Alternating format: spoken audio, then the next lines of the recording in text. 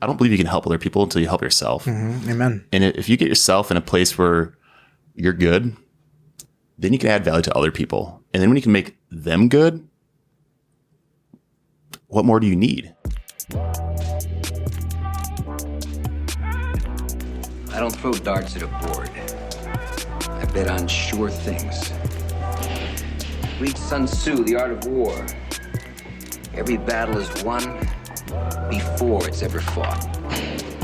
Think about it.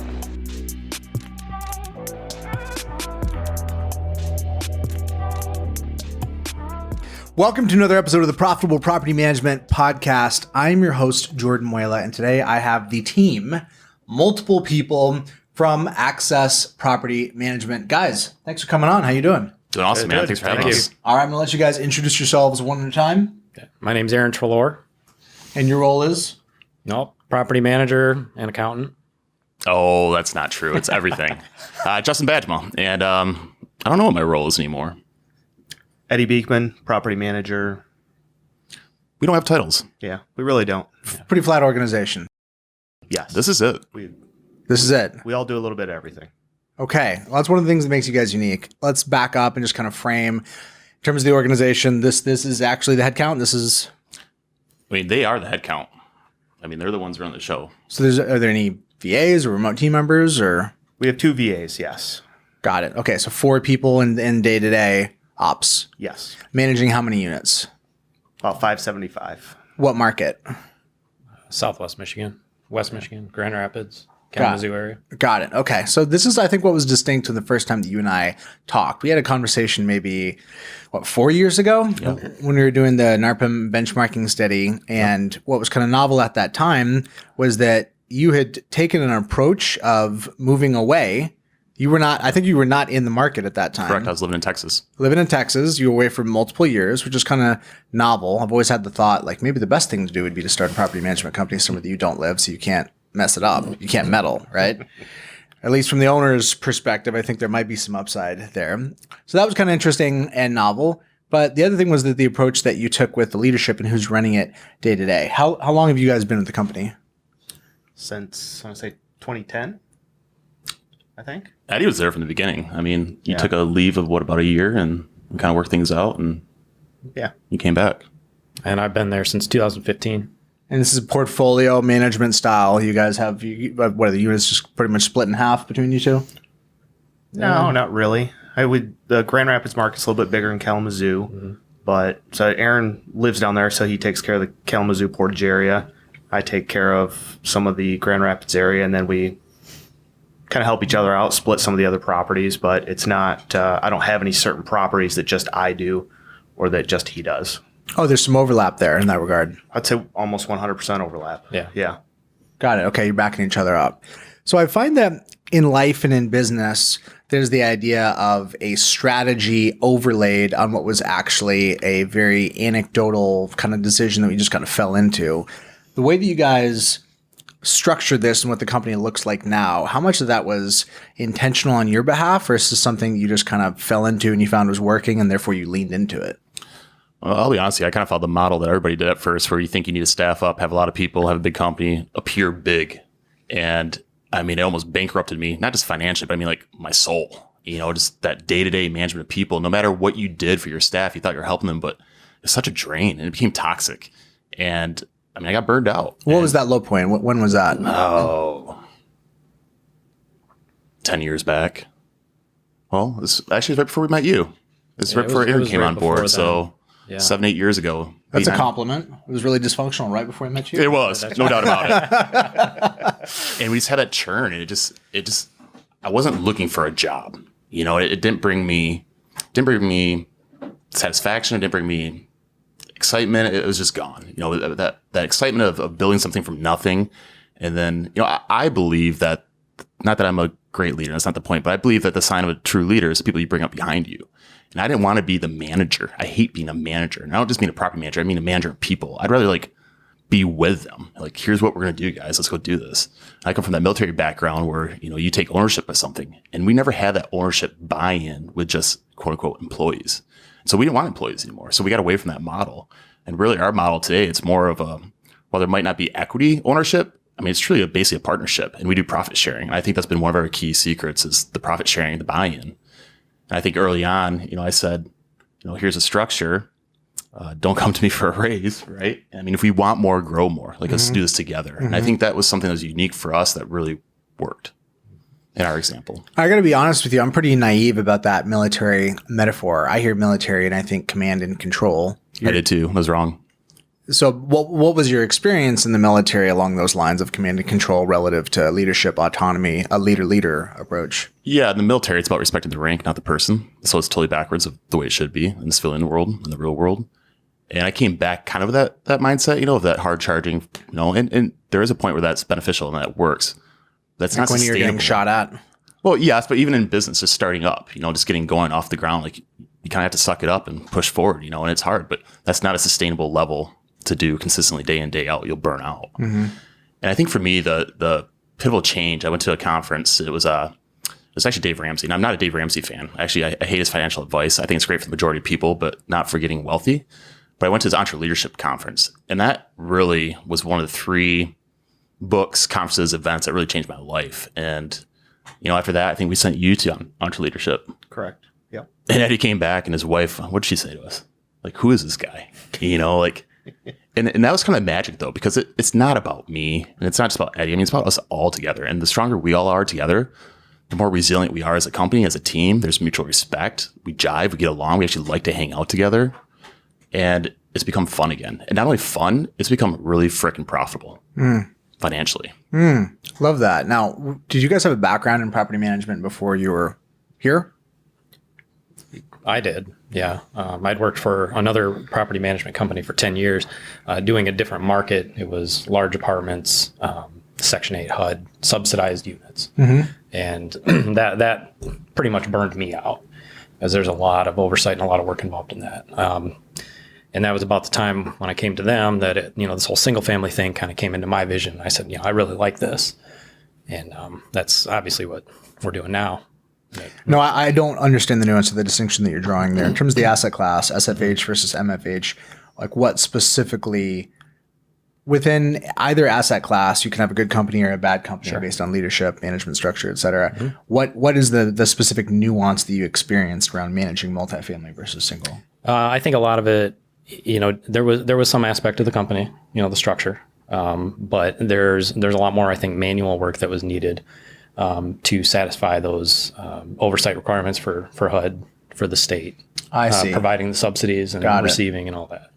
Got it. Okay, so it wasn't even multifamily; it was the specific type. Maybe had it been the high end, it would have felt different. Yes, that's correct. Got it. Okay. And how about yourself? What was your background before you? So I started really helping my brother who managed at a student housing complex, and went from there. And then we started to manage single family homes for a large turkey farmer who had like 40, give or take, single family homes. And then from there, I reached out to Justin a few times, and finally he invited me on. So Eddie's also Marine. Just to give you some background there. Got it. Context. Okay. So you had some common context in that regard. Absolutely. Yep. Yeah. Got it. So the management structure that you have now, you've described it as being fairly flat. And I think a lot of folks would say, yeah, I'd love to have 2 key guys with 2 VAs. Like on its face, it sounds pretty rad. What actually makes this viable for you guys? You mentioned profit sharing, had some incentive, but everybody has the same amount of hours in the day, et cetera. How do you guys actually manage the load? Is there anything that you're doing? Is there anything about the selection of the properties? What allows you to manage that volume of properties?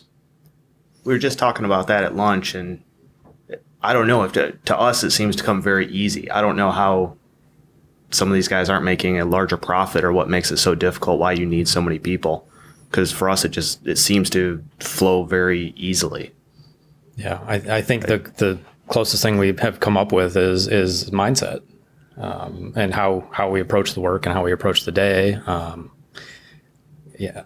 It's hard to put it into words, put your finger on what exactly it is, because it does seem very simple. How interesting. Yeah. We have some unconscious competence here in the room. You can do it, but you can't describe it. That's an interesting phenomenon. My friend Jeremy Pound says that the strength of the owner is oftentimes the weakness of the business. So, for example, if you're great at sales, the organization is pretty good at sales until you put somebody else in the seat because you didn't do any effort to structure it, systematize it, and you don't really understand it. Like, you just do it in that regard. If we try and parse it out and tease it out, what does the day-to-day work look like for you? On any given day, what do you got going on? I think if you boil it down, it is delegation. We're delegating things to our VAs. We're delegating things amongst ourselves. I mean, we don't sit around and do nothing. We are, doing things. You got to be able to pass things along. You do. You have to trust the VAs. You have to trust the people you work with. Pass those items along. See that they get done. But then you can do kind of some of the upper management things that are emails, farming out a few work orders, taking care of a few tenant complaints, reaching out to a few owners. We would run through 100 emails a day, but it seems to flow very easily and simply. What is your communication style? Do you guys default towards phone, email, text? What's dominant? Texting and emails. Yeah. Most of our owners have our cell phones, and they'll text with simple questions, quick questions. I have no issue with that. Mm-hmm. More in depth, send me an email. But our email response time is normally within half hour, If 20 it's that, minutes. it's about 2 minutes. Yeah. And what is your average number of properties per owner? Ballpark? It seems to be going up lately. I mean, average probably 3 to 4, 2 to 3, 3 to 4. Probably. In the single family area. So a bit more of an investor profile than an accidental landlord profile. Yep. Yeah. Which has shifted. We've seen it shift. Absolutely. From when we started, because it was the other way around in '08 when we started. Mm-hmm. And what's the vibe difference? What's the difference to Well, you guys? back then it was the accidental landlord that had a home upside down that they either had to go, they were looking at foreclosure, or we stepped in and we saved a lot of people from foreclosure. And actually, ironically, we've had people that we helped prevent from foreclosure. They had to move out of the home, move into their parents' home, and coincidentally, after the fact, now they're investors. Yeah. After they got through that financial hardship, they turned around and they're still with us. And that's a cool. I think serving people, going back to the military, it's about service.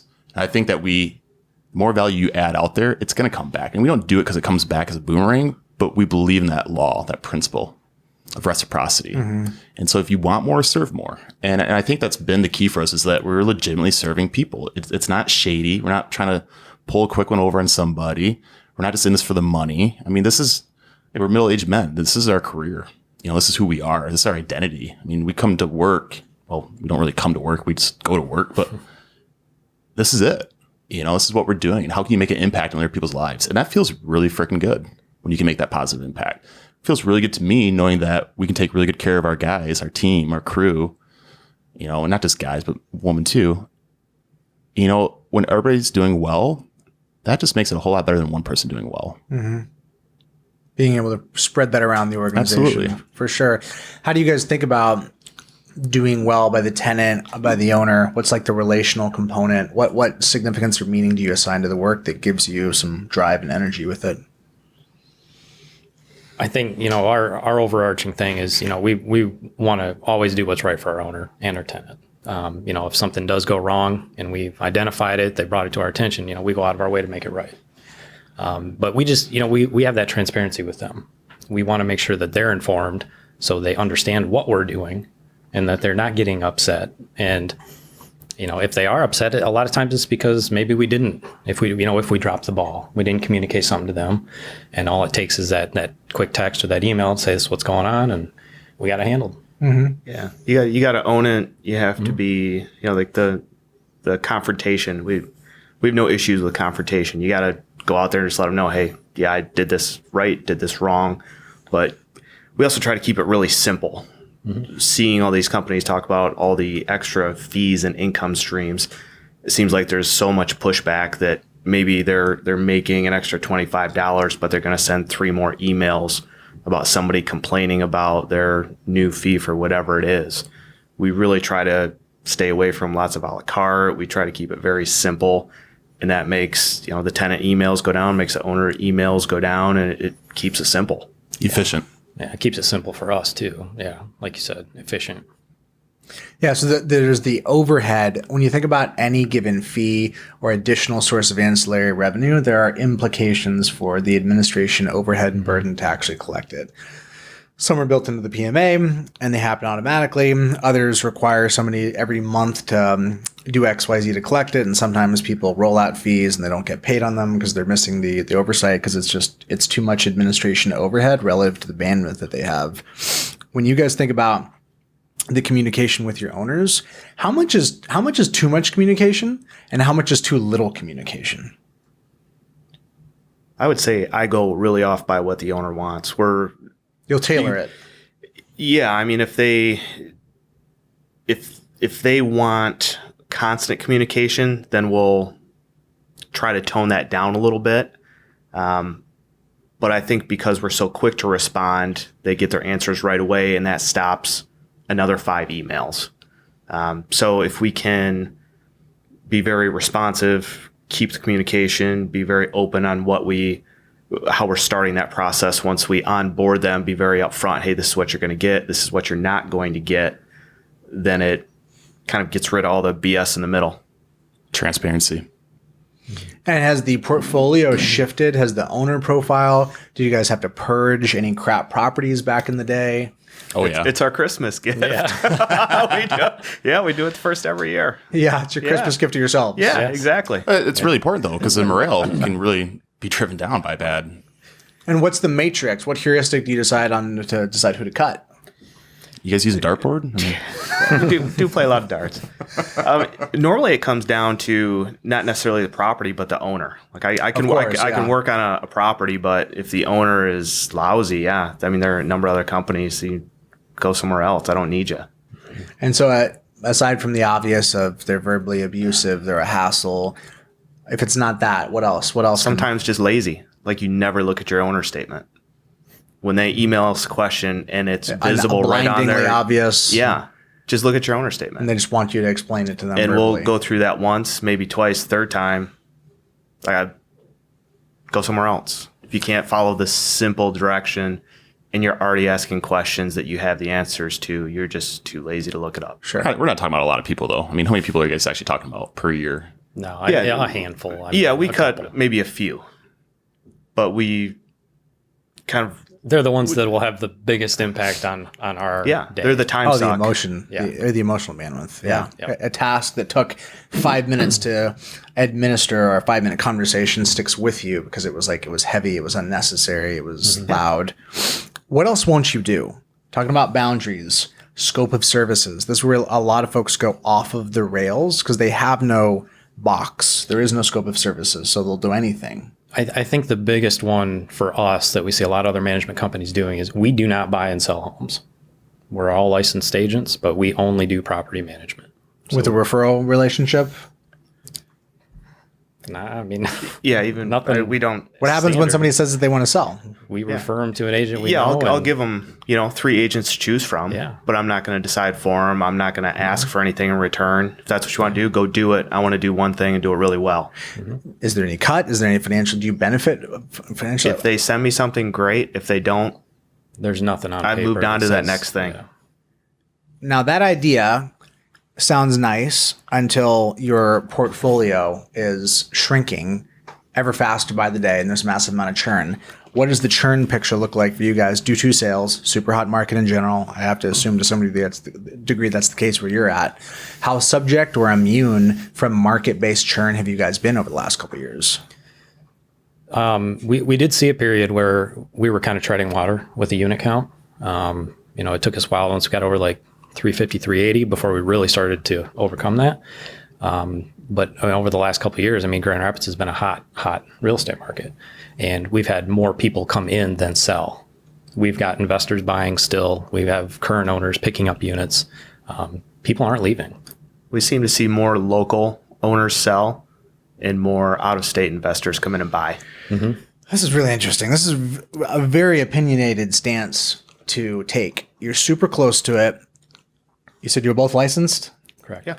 You got cream. You got cream sitting in front of you there, and you're choosing not to scoop it off. That's morally offensive to some people. I mean, how do you guys relate No, to that? it is, and they're going to put lots of time and effort into collecting that $500 referral fee. That's what they're going to spend their time on, is getting that piece of paper and waiting for that place to close and answering all the realtors' questions. When a realtor calls me because they're going to sell one of our places, I pass over the lease, the inventory check-in list, the tenant's name and number. I don't set up showings. I'm not doing their job. I'm doing my job. They need to do theirs. And I'm not going to ask for anything in return. But I'm also not going to sit there and worry about getting my $500 check. I got other things to do. That's not what I signed up to. It's not what I want to do. I'm here to manage the units that I have. Focus. Yeah. Quality of life is a big part for us. Mm-hmm. We're not trying to. I think when I first started with building out Access, it was about the go big and corporate-y and all this kind of structure. And, that's not where we found our mojo. It just isn't. That rigid, strict structure just, it takes the life out of the company. And, one of the things we learned in Marine Corps boot camp very quickly is adapt and overcome, and being able to pivot and being nimble and being flexible. I think that's a truly beneficial part of our structure where we can pivot on a dime. We can implement something tomorrow or get rid of something tomorrow. I mean, these guys, maybe we don't even want to say how much you work or don't work, but I think your quality of life is probably pretty unique compared to most people running a PM company. Yeah, I would agree. And honestly, these guys are they're doing it. It's not me. My involvement's pretty minimal these days. You're farming. We are farming. That's right. Weird segue, but I found out last night the man's farming. It's true. We have 110 acres of pasture land. We're doing rotational pasture raising of clean, badass pastured proteins, and it's exciting. Yeah, that sounds like a full-time It is. gig. Yeah, no, I got work ethic. Just Yeah, you want to be efficient with it. Yeah. That's one of the lessons that's really tough early on. I mentioned in one of my other interviews that there's almost some disappointment to find out the lack of connection that exists between effort and outcomes. We want to think that all outcomes are derivative of just like hard work, and come to find out, a lot of people have fantastic outcomes and they're not working that hard. Somebody that's 10 times as successful as me is not working 10 times harder. It's not mathematically possible. When you guys reflect on the transition here, was there any inflection point? Was there a conversation that you guys had corporately that kind of solidified the vision for what you're pursuing right now? When did that crystallize? I think one thing we always kind of keep in the back of our mind is, if we want to change something, it has to be something that we can automate or significantly automate. So it's got to be, it's not going to add a ton of extra time to our day, and it's still going to add value to the company. I think a lot of low pressure. Justin and Jenny are very low pressure. Do what you need to do, and necessarily don't really care what you do with the rest of your time. Mm-hmm. So as long as you can get those items done and be successful at it, if it takes you 10 hours a week, great. Then that's what you have into it. They're happy. We're happy. Our owner's happy. Tenants are happy. Low pressure. That's also born out of years of trust, though, too. I mean, it does take time to nurture that relationship. But once you have it, I think it's really special. And I think that work involved in the front end of building that out, of doing the work to find the right people and building that relationship, because it is a relationship. If I'm a jackass to them, that's not going to work. If I'm not being considerate of their lifestyles and what's in it for them, their motives, it wouldn't work. Mm-hmm. So I think that we have a good balance of trust, mutual respect, which are not necessarily common items in office. Mm-hmm. And one bad apple can ruin the whole tree. Well said. I've seen a lot of systems and structures get changed when it should have been a personnel change. The person stayed and the system adapted to work around them, when really it was the person that should have been gone, and the system was working fine. Mm-hmm. But the perception was like, oh, it's not working because you got one person yelping or unhappy. If we go one layer deeper with VAs, the RTMs, the people that are helping you guys, what you're doing here is fairly novel. What are you looking for with those assistants? What specific tasks and functions are you pushing down, and what temperament or profile have you looked for at that level to make this magic work? I think phones are one of the primary tasks that we try to get off our plate. That was a big one when we first hired DAs. Tenant primarily, or? Primarily, yep. We get a lot of applicants and tenants that call in. So that was a big one. And then some of the other tasks, lease renewal processing, application processing, working with people to get them set up for move in. There's a lot of moving parts there that they're able to handle very well. Just answering simple tenant questions, even small owner questions. But a lot of it has to do with we have to trust them to get it done. We have to be very detailed, start off with what we want from them, what we need done. And then kind of like Justin and Jenny do to us, let them run with it and just make sure it's done, make sure it's completed. Inspect what you expect. How much did that work right out of the gate? Have you guys had to churn through a couple folks to get the team that you needed to support you? We got real lucky right off the bat with Mary. She's awesome. Push a lot on her, and she always succeeds. And yeah, it's you got to weed through a few, not too many, but we've been lucky so far. What are you gonna say? I was just gonna say, I don't think it's by chance though. I think it's the way that they directly interact with her too. It comes down to the mutual respect, the way you guys treat her, the way that we involve her. I think those are important things because it's not just a monetary exchange here in a business, in an employment arrangement or whatever you want to call it. It's more than that today. Currency is more than just a dollar. You have human currency. Mm-hmm. And I think that's really, honestly, I think that's a secret. Not a secret, but I think that is the special sauce, is that human currency that we have going with us. Speaking of the secrets, how do you think about your own distraction, your own having other projects as contributing to this? We were joking earlier about starting a company in a different market. I genuinely believe that one of the definitions of entrepreneuritis, one of the characteristics, is to break things that are working, to view yourself as a firefighter, but to actually be an arsonist.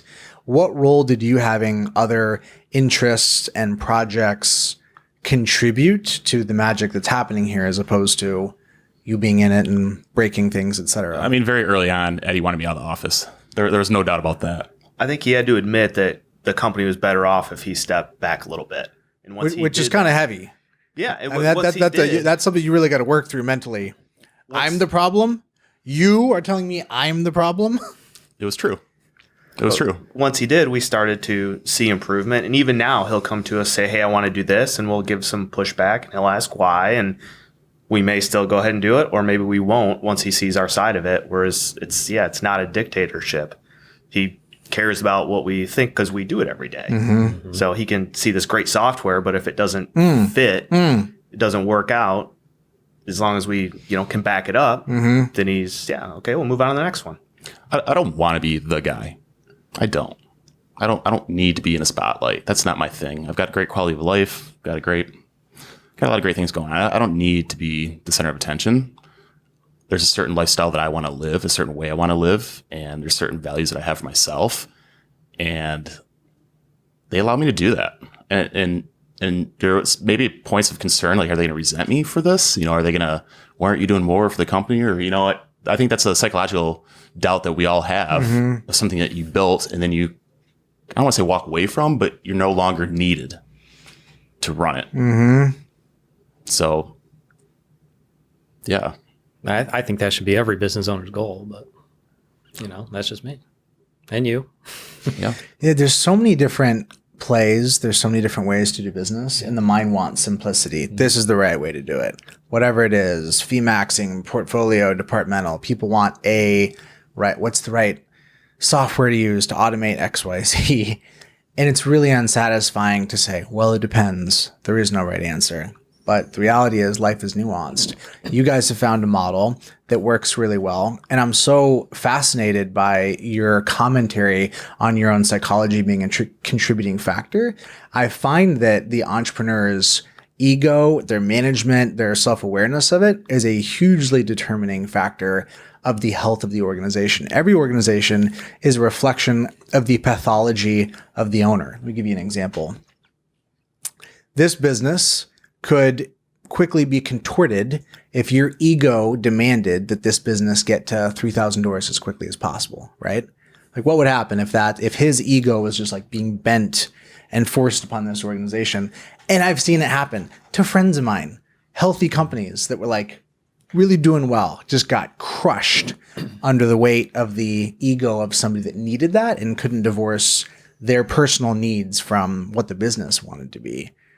So to me, watching the fact that you've been able to step back in that way, like that's amazing. Do you feel like you were aware of that when that was happening, or did it take you being out of it for a while to see that that's what was going on? Well, I'm going to back up a little bit. One of the foundational core values, just for me and Jenny, and who we are as people, like if the people we surround ourselves with, they have to be growth minded. And so if you're not growth minded, personal growth, if you're not on that journey yourself, you're not going to be compatible with us, and it's not going to work. And we realize that. And that's why a traditional employee arrangement in the company did not work for me, because they were looking for something different than what I was looking for to get out of them. Mm-hmm. I was looking for value. They were looking for a paycheck. I was looking for them to add, the most value they could in their own unique ways. They're looking to do the most that they could to get the most extraction. So that relationship did not work. And I think that's why this relationship does work, because they're adding value that benefits them, benefits each other, benefits me, benefits the company, benefits us all. And that to us has been, that's been our secret. We see other companies struggling, and we scratch our heads and hey, this is a hard business, no doubt about it. Every business is hard, no doubt about it. But it's also very worthwhile. It's very worth it when you get it right. And I think that part, that aspiration, that going after it's not a destination, it's the journey. And if you're not having fun in that journey, then why the hell are you doing it? And yes, there's times when you got to suck it up and push through the grit, and that's very necessary, but it's not sustainable long term. And so for me, like, I can get what I need on that entrepreneurial destruction. Mm-hmm. I get that in other areas outside of access now.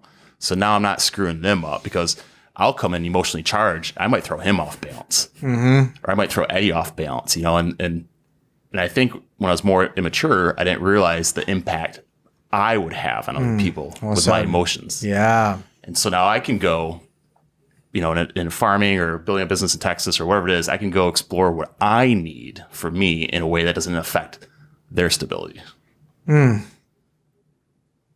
That's great. I love hearing that, man. Because I'd get bored, honestly. If I was doing what they're doing every day, I would not be fulfilled. It would be really hard for me as a person. I would feel, is this it? I'm a pretty driven person, and I want to use this life up. I want to get the most, not get the most out of it. I want to add the most to it, and make my own impact in my own ways. Mm-hmm. That's unique to me. Yeah, everybody has a different MO, a different agenda, and you got to figure out how can you collaborate. So if somebody's listening to this, if an owner is hearing this and think, yeah, you know what, love to have a team like that, a lot of autonomy, I could step back, go be on a beach, whatever story, the narrative, what would go wrong?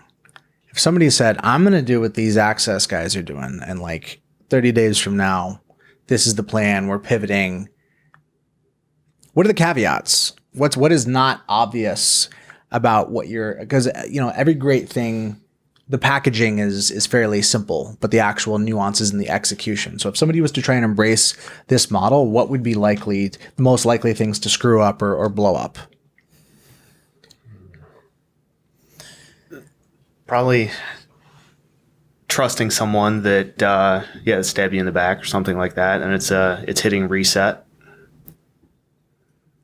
And that's happened. Not between us, but and it's a big one.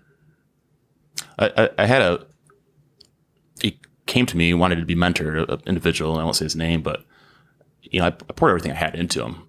I saw a lot of things that I had, that ambition, that drive, that wanting to go down this avenue of real estate investing and growth and all that, and he literally stole everything in our company.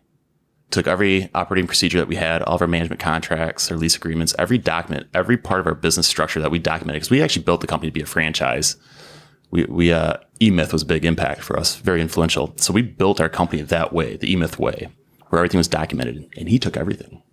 Then he went and started his own company, and that was that knife in the back for me. And that was a low point. I was angry, I was hurt, sad that you pour everything into somebody, and then they turn around and just kind of get you right in the back. And to me, it's kind of similar to my time overseas at war. You see that loss of humanity. And that's a hard emotional thing to go through when you understand sometimes humans suck. And you can't live in that constant state, though, because that's not a good way to live. And then to find people that you can move forward with, and that's where you have to give trust another chance. and I think that's where we're at now is, I'm operating on the belief that we are going to be looking out for each other, that we are more or less aligned and where we're going. And that's something that's really important for us. Me and Jenny think it's really important to check in with our guys. What's the pulse? How are you guys feeling? Where are you at? What do you want? And those things are important. And life does happen. Things come up. And I think if we can support each other and having that grace, I think that could go a long way. There's a lot of how are you doing? What do you need? Not I need you to do this or I want you to do this. Or this is what we're going to do. Yeah. There's none of that. My job is to support them. That's purely my job. My responsibility is to support them. So getting into the weeds here, because I never want to be promoting ideas that are cheap because they don't come with caveats. Here would be an example of a cheap idea. Me bringing in somebody in the room that has a bunch of systems and tech, and it's really cool and it works well. It does a bunch of great stuff. And not disclosing in the course of the interview that they spent 4 years and, $1 million to build that. That's not helpful for me to present that as and you should do this too, and not give those kinds of disclosures. So to make this accessible, what are the skill requirements? Can the average PM with some encouragement, what do you need? How can I help you? Does this work out? I mean, what are the actual hard skill temperament requirements of the profile of the sort of person that you think could execute the way that you guys are executing? I think you have to have good negotiating skills. You have to be willing to stand firm, back up for, have that backup for what what you're trying to tell tenants and owners and get the buy-in from everybody. A big one is just follow through. But I think it's more just being able to solve problems. It's all just light problem solving. Mm-hmm. I don't think there's anything necessarily special about it. But yeah, if you can't solve a simple problem or a toilet repair or an owner that got charged 9% instead of 10 and say you're sorry and move on, it's going to be a difficult road. That totally resonates with me. So you are denied having somebody to fix your problems. There's no person that you can go up to knock on and say, hey, I don't know what to do. Can you fix this? You're the guy. Yeah. They are the guys. Yeah. Yeah. And knowing your boundaries too, knowing when to say no, such as taking on a new client. You got to know ahead of time if that is going to be a good fit for you and for them. Mm-hmm. It's not just about what they want. They want us to manage it. Well, maybe that's not a good fit for us. So you've got to have your boundaries along with what Eddie said. You got to know when to say yes and when to say no. Know when to hold them, know when to fold them. Yep. I think that as the industry has changed and shifted, we've seen a lot of trends come and go. There's been trends around technology, around departmental versus portfolio, a few maxing. What feels up and coming to you guys? What's been impactful in the last couple of years of something that wasn't here and is here now? It's made a big difference. Probably the contactless showings. Doing that, accepting more payments online, getting away from checks, money orders. COVID was awesome for that. Yeah, forcing people to do that. Do you guys have an office that's open, or?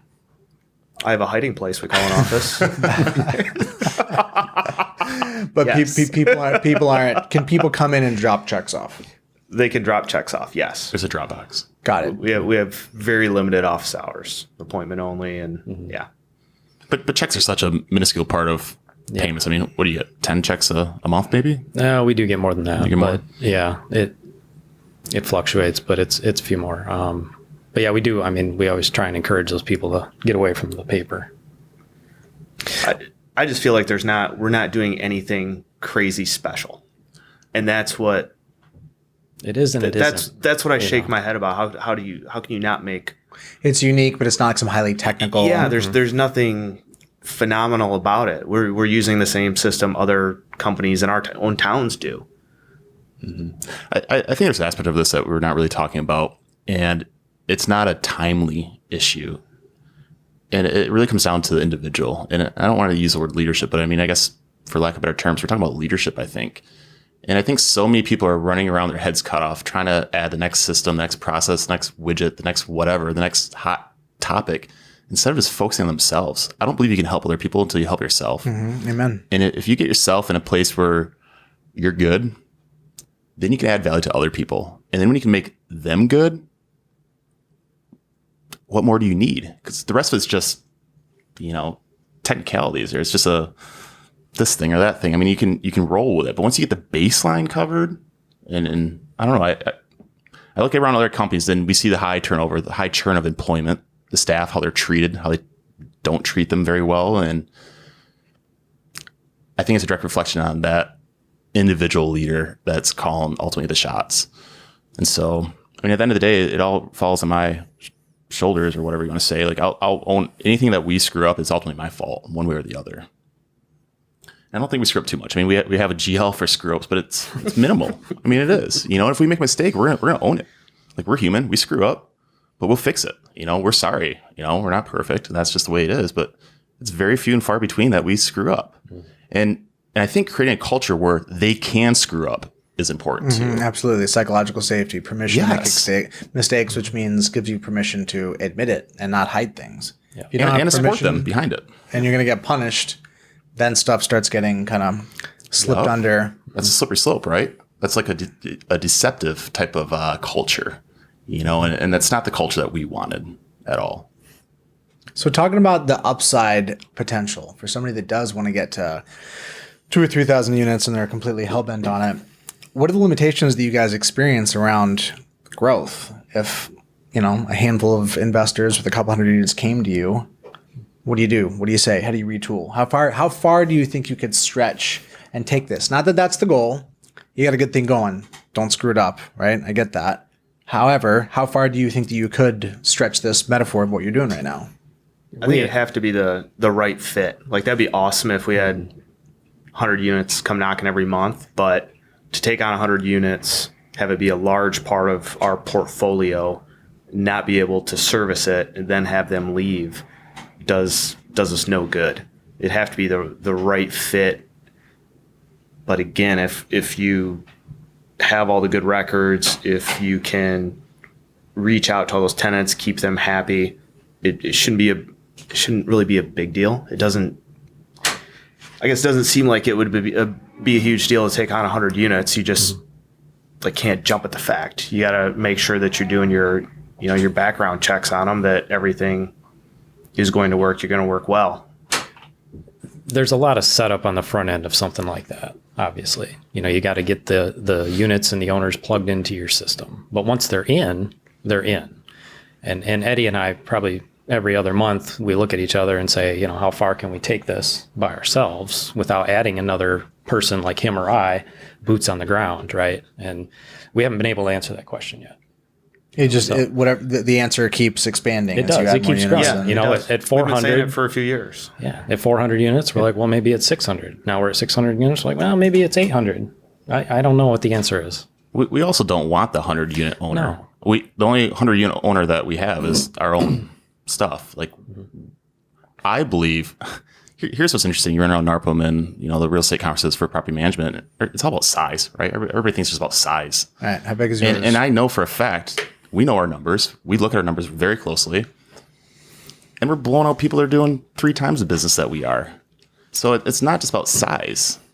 Which is interesting. I want to frame that. You know what your revenue per unit is right now? Your monthly average revenue per unit? We got a ballpark idea. The reason I say this is because we have apartments, and then we also have single-family homes. And there's different structures, management structures on different deals that we've put together. Do you know what it is for a single family in particular? On an annual basis, it's around $2,200 to $2,500. Not much. No, but the property management industry is it seems like it's always a race for doors, right? Of course, sure. But you can add doors all day long, and that does not help your profit margin if you're not doing it right. Selectively, thoughtfully, carefully. Well, and how you build the business and how you're running those, say 3,000 units. You can run them extremely efficiently, or you can be overstaffed and software, so to speak, and, Sure. and you're not making, you're making more dollars, but you're wasting a lot of dollars that you could also be making. Counterproductive. So let's talk about where the growth is coming from. Are you actively, is there marketing spend? Are you guys or the BDMs taking the calls? Where's the growth coming from? How's it happening? We just talked about that. I don't know if we spend $1,000 a year on marketing. We don't do a whole lot of marketing. We don't. So word of mouth referral. We've been in the market for 14 years. I think I think that's part of it. But it's these guys. A lot of info on our website. We provide as much info as possible. Disclosure videos. When somebody calls them for a new property, I want that person, that new prospective owner, to already know who they are. As educated as possible. Yes, and so that way when they get on the phone with them, all they're doing is confirming what they already believe, what they saw, what they learned, what they read, what they watched. And I think that's I think that's pretty critical, to be honest with you. It would be for me if I was on the other side of that. Because to me, I look at things as relationships. I do. I look at long term. And like buying a piece of real estate. We're talking about this today. Like, people should never sell. They should equity strip, absolutely. But why sell that asset? Why sell the golden goose? If you structure it right, because it takes a lot of work to put a deal together. That's a good deal, a great deal. We used to do the same thing with apartment, but that's digressing a little bit. But I guess we're unconventional. We're not trying to be anybody. We're just trying to be us. And maybe we got it wrong. I don't know, but it's working. We know that. Their quality of life is pretty good. They don't work 40 hours a week. Yeah. So you guys do take the sales calls. Yes. And what kind of volume of those are you dealing with? How many units do you guys add on a given month? The 2 months so far this year, we've brought on about 30 units. Which is high. It is high. But I would say normally happened. 8 to 10 units a month, Probably. give or take. Yeah. Yep. So to some people, that's a lot. Other companies, that's a drop in the bucket. So there's what it is in terms of an absolute number, and there's where it is in proportion to effort. And I think if you're spending nothing on marketing, for most folks, that would be a pretty satisfying outcome. I'm curious, even though you're spending nothing, do you have a sense? Is it SEO? Is it purely word of mouth? How much sense do you have of where it's? It's there is some SEO there. We get a lot of referrals, and we have a lot of existing owners who are adding units, Expanding. Yes. Yeah. That is talking to other investors. Yeah. And then they'll come to us. Again, we have a lot of internal growth with our current owners. Expansion revenue. Love expansion revenue. We're getting 5,000 unique visitors a month to our website. So our website really is the storefront. Were you at the PM Grow Summit when Marcus Sheridan? We were, and that changed. That was a big our pivot for us. favorite. They ask, you answer. Yep. And we ran with that. Yep. And I truly believe that was what jump-started our growth the last. Absolutely. Yeah. Now, what's interesting to me is that you guys are nodding your head. Oftentimes, somebody reads that and it's like the owner and they're obsessed with sales marketing. You guys, what did that mean for you guys? Like, what was your kind of connection? It sucked because now I had to make videos all the time. And Justin's on me, I need you to do this video and that video. And I didn't want to do a video. Now I don't mind them, but we have tons of videos. And when an owner calls, say, hey, that's us. Like, it's not somebody else talking about management. That's myself talking. That's Aaron talking. That's Justin talking. So all our videos are out there. But yeah, to start off with, it was no fun at all. I mean, the video thing, Marcus is a fantastic guy. He definitely I got fired up when I heard him talk, and I loved his book. And when we first started doing the videos, it is kind of a chore to get into. And then there's kind of like this honeymoon period where you're like, yeah, this is kind of fun. And then it's a grind. And then it goes back to a grind again. And sometimes you just don't have any ideas and you're not sure what to do next. And but it does work, and we still do it. It took time to work, though. I mean, it did. Yep. A year or two before we really started seeing the residual benefits pay off. But it's exponential. It does ramp up very fast. How many of these videos have you guys done? What's in the library? Oh, geez, I don't even know. Jenny does all the work on the videos. We just have to shoot them. Jenny takes them from there. How many videos would you guess? 30? Oh, God, more than that. Yeah. Okay. That's what I know. Let's call it 50 or so. Probably have 75, give or take. Yeah. That's way off. But it was not only videos, but we put our pricing on our website. We have our management contract out there. It's transparent. Yeah, just like Mark said, like the more information you can Removing give them, friction. Yeah. So when they call, like they're ready to go. They may have one simple question, like, "Do you service my area?" Outside of that, Like they click the button and they're ready to go. How produced are these videos? Is that Minimal. They're raw. Yeah. got it? Minimal production. Yeah. It's your iPhone, your little microphone, and that's it. Walking through a house or sitting in front of a whiteboard. Looking at a selfie stick, sitting in your car. I mean, they happen everywhere. But it's that versus the polished, fake, cartoonish video that you see on the other websites. Right. You get us when you see our videos. It's us. The cartoonish stuff, yeah, it's funny you say that. It's like it's higher production values, but it's also dramatically less effective because you just know it's not tailored to this company. It's not personalized.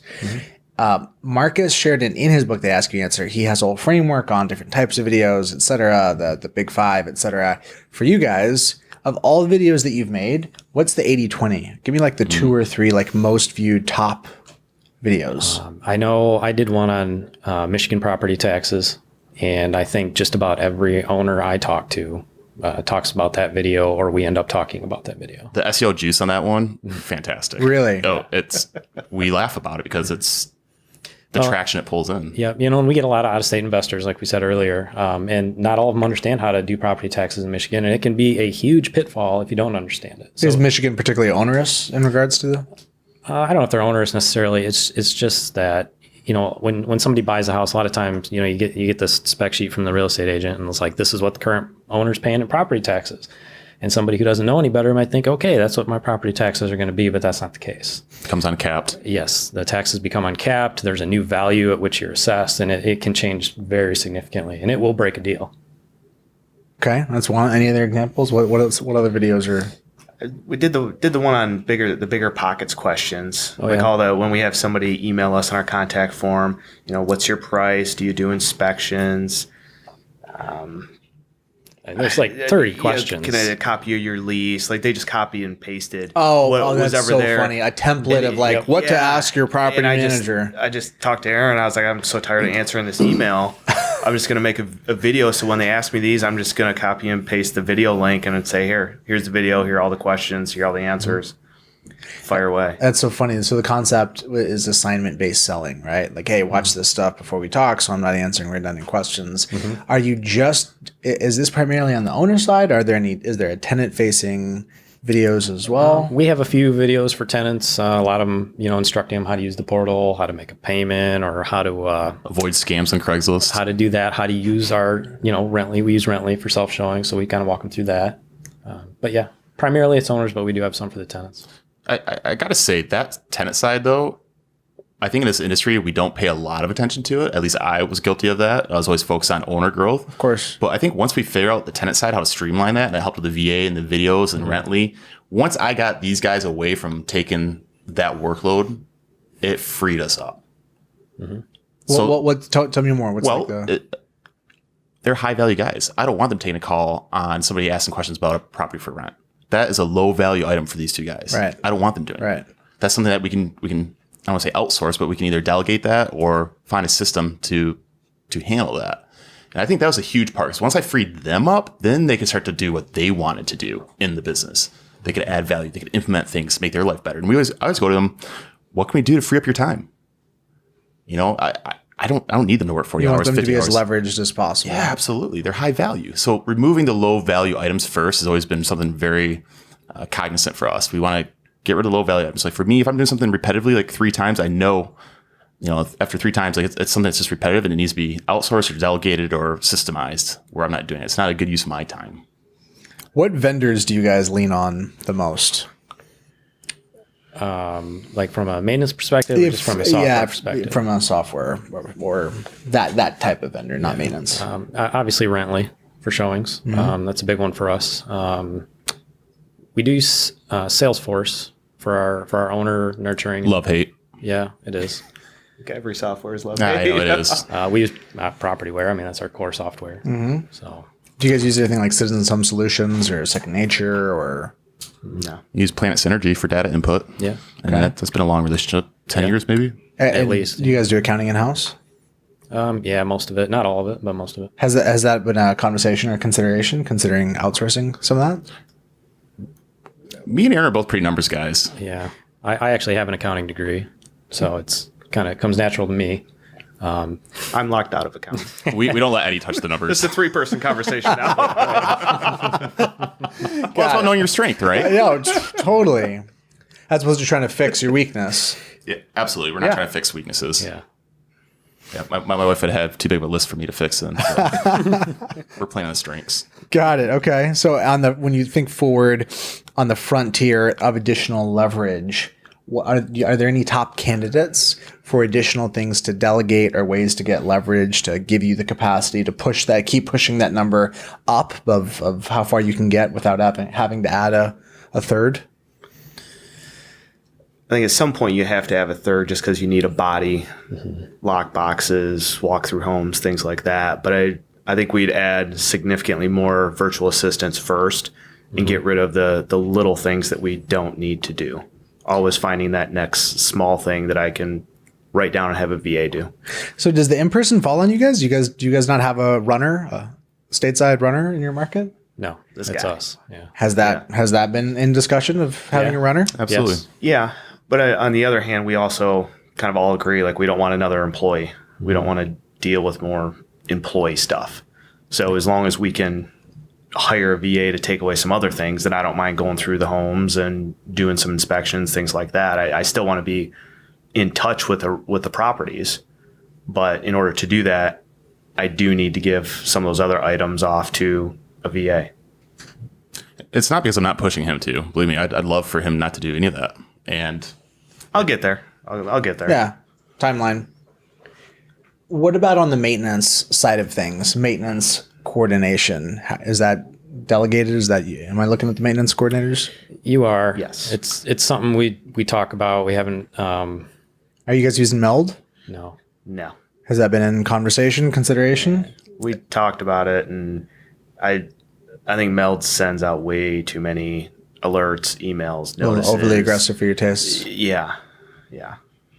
No, we run it through Propertyware, and we're the ones that add the vendors, and we're all only vendor maintenance. We have no in-house maintenance. But I guess I like to have my finger on that just a little bit, because those are some of the questions we get from owners. Hey, what happened here? What happened there? Most of our vendors have our cell phone numbers. They'll text us. Easy to reach out to and communicate to. This would be a candidate for a remote team member, no? To effectively do maintenance coordination? Yeah, possibly. Yep. Yeah. Eddie's background is in maintenance. And so talking about playing to our strengths, that's something he does understand. And let's face it, the maintenance discussion with owners is a very important topic you need to know what you're talking about. Otherwise, you're going to lose credibility.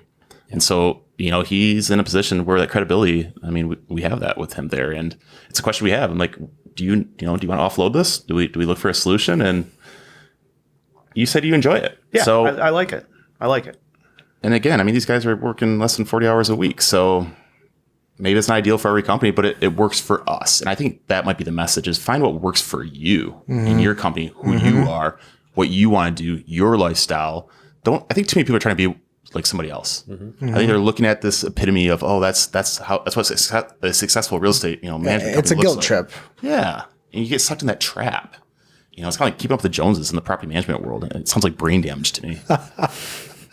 Well, let's end it there, guys. I appreciate you coming on. I completely agree. It's refreshing to be able to acknowledge that there's so many different ways to skin a cat. And it's enjoyable and satisfying to me from that initial conversation that we had to know that you guys are the real deal and you're making money and business is solid. And this is like it's a different species in the animal kingdom. It's not common, but it's working for you guys, and you guys are happy and satisfied. And I think that's, at the end of the day, what everybody is trying to get to. The pursuit of $3,000 doors, like, what is that? Like, it's a proxy for, like, if I get there, then everything will be great and I like my life. Like, what if you could enjoy your life without having to do that? It's a headache. Yeah. Yeah. Thanks for coming on, guys. I appreciate you sharing. Thank you. Again. Thank you. Until next time. Jordan here, asking you, what do you got? What is a question you want to ask me? Can you stump me? Can you throw me something hard, perplexing, vexing, something you feel tied up in knots with? Throw it at me. I'll do my best to try and answer that question, to dissect it, to parse out the nuance, and maybe help you get a bit more clarity. I'm looking for questions as the basis for creating content, and you're looking for answers as the basis for clarity. And wouldn't it be perfect if those two things matched up? Drop a comment, send me an email, jordan@leadsimple.com. Let's stay in the conversation. Peace.